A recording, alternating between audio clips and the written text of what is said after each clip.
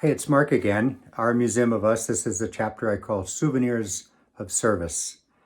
And I want to be careful because people who have served in the military, whose service has cost them their lives and physical or mental health, there's just no describing that sacrifice. And I want to be very careful. I want to be very honoring of the physical challenge of military service. I'll just leave that at that. But the point that I want to make in this chapter is that we all have what I call souvenirs of service, of when we have done something for our country and we have artifacts from that. We have badges or flags or, just things that were a remnant or a replica, an artifact or a souvenir of when we served our country, period. The second point I want to make is that when you go to gatherings of military, of service people, of American Legion, Veterans of Foreign War, Peace Corps gatherings, and you get together with those people that were in service with you, there is such a bond that it's hard to describe. If you have been a member of a service organization in the military or other, and you go to these gatherings, you know exactly what I'm talking about.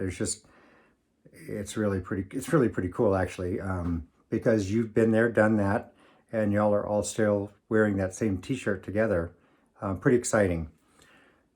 But how does that excitement, how does that translate into your children and your families and what you've experienced that nobody else has experienced? And I think that's really a tough, challenge for creating the Museum of Us, because we get to a point where they're not going to know why I got that medal or I have this or I have that. And I think in Souvenirs of Service, it is so important to tell your service story to your family so that they can know what it was, what it meant, and etc. I recognize for some people it's just going to be very, very difficult to relate some of the stories of your service.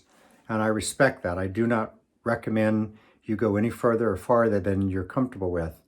But on the other hand, consider at the end of our lives, you're going to have these souvenirs, and your children are not going to know what they mean to you, what they mean and meant to you.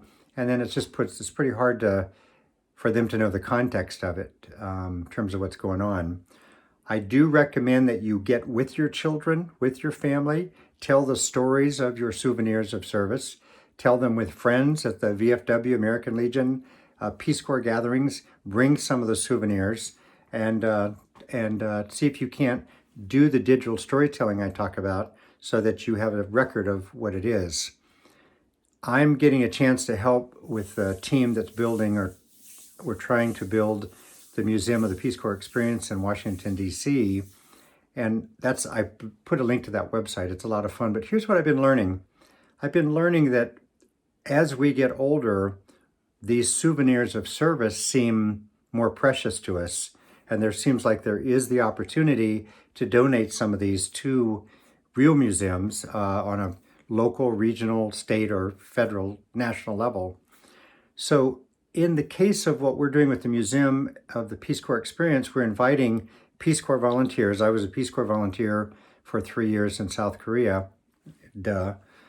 But inviting them to tell the stories of what they did, what they experienced, but also to donate real live souvenirs of service, but add to it the story of what that souvenir meant. So very quickly, a map of Korea, a drum. I lived with a shaman for about a month or 2 months. I lived at her house as a tenant and got to hear her ceremonies that she did for families. It was a fascinating part of Korean culture.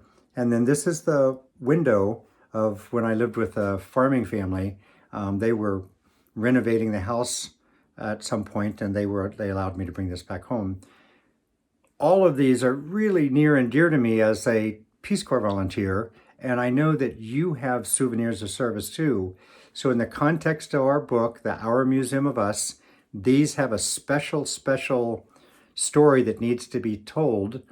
Some cases, if you can't do it by yourself, get help or find a way that is comfortable to tell that story. But then two, it's also fun to commiserate and collaborate with fellow members of your service branch and see if that's something y'all can do together at places like the American Legion, VFW, at churches, and etc.